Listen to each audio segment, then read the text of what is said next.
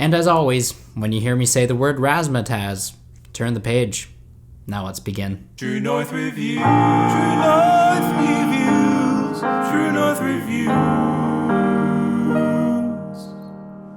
Hey there, welcome to True North Reviews. My name is Ryan, and today we are discussing the debut record from iDKHOW, but they found me, Razzmatazz, consisting of former Panic! At the Disco bassist Dallon and Falling in Reverse drummer Ryan Seaman. iDKHOW, but they found me, or iDKHOW for short, are the best alternative music duo out there.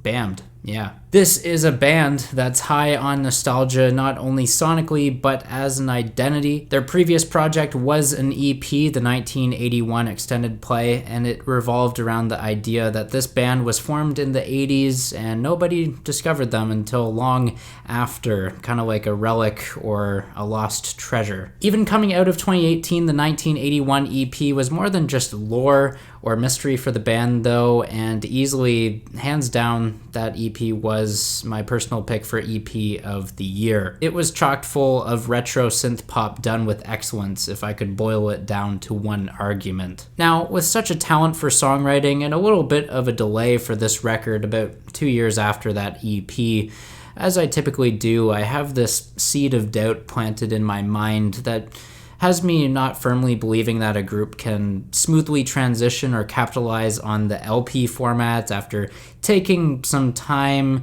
or playing in the sandbox, if it were, with an EP. Quickly though, and very impressively, Dallon and Ryan put my doubts aside. They came through with a project that, as much as there was a long wait for it, I think this was definitely worth that time and patience. Dropping the lead single back in August, this group hit it out of the park in my opinion with Leave Me Alone, a song that I don't hear an immense amount of praise for today, but I still think this is one of their finest written and performed songs to date. Granted, it's not anything new or that much different from what we already heard on the 1981 EP, but still, it's jam-packed with a great bass line and charisma that is off the charts. The melisma that is on the chorus vocal melodies especially, it's irresistible.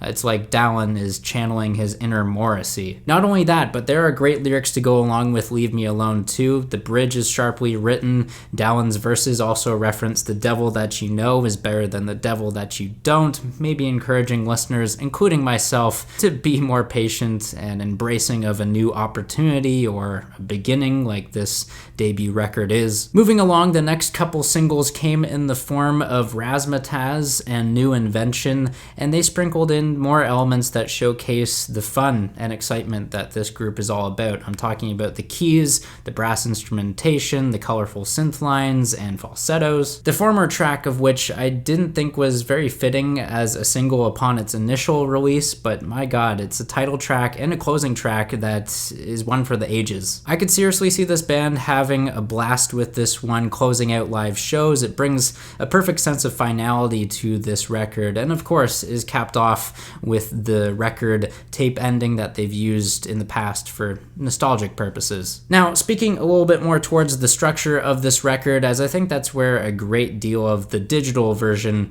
gains its strength. Keep in mind there is a physical or vinyl edition that throw in a couple extra interludes that I have not been able to hear yet, but even without them, this album is paced and sorted very effectively. To a degree, I see Razzmatazz split into sections, and unlike Lady Gaga or the Glass Animals records from earlier this year, each interlude or shorter track on Razzmatazz, they're not necessarily interludes per se, each are fleshed out to be deserving of a spot in the runtime of this record, while also varying up the pace, acting like junctions or pit stops. The most on the nose of the bunch, I would have to say, is Nobody Likes the opening band.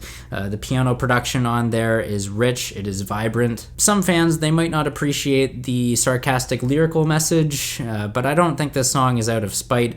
I think Dallon and Ryan are saying what they're saying with enough irony and that they're self-aware to realize that they They were once an opening band for Dashboard Confessional a few short years ago and will likely continue to play that underdog role for the years to come into the future. Another interlude style track to talk about is from the Gallows. This takes a stylistic detour for Razzmatazz. We have a bit of an R&B styling conventional with the chord progression and upright bass, yes, but the fresh ideas here are enough to keep it interesting. We have robotic vocals, we have sequenced drums, this brass instrumentation that gives me this jazzy feel that I should be listening to this outside in the rain on a dreary Tuesday, all while dramatizing this mad love or insanity the narrator is feeling. Playing the more contemporary influences, Clusterhug is a track on here that calls to mind the Absolution era of Muse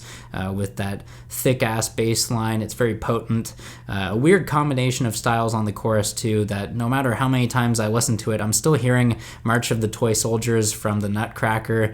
And by no means am I saying this is a novelty song. It's still very well written and very well produced. In fact, I would go as far to say that this is my favorite cut on the project. Between the anthemic drum breaks and the soaring dynamics, Clusterhug embodies the cream of the crop, la pièce de résistance. Of course, it's a little tougher competition than what I make it out to be when we add in the groovy Lights Go Down and what I imagine will become a fan favorite in Need You Here. Mad IQ's in there also rollicks along with forceful and dominant drum rhythms. It's a track like this, by contrast, that makes Door somewhat of a disappointment. Again, the latter is another one of those junctions or pit stops in the runtime, but instead of contributing to the maddening storyline like from the Gallows, it's the most bare bones track on the project, both structurally and sonically. With Door, I find the production is lacking some grit that makes it come off pretty flat or hollow. Overall, though, nostalgia, nostalgia, nostalgia.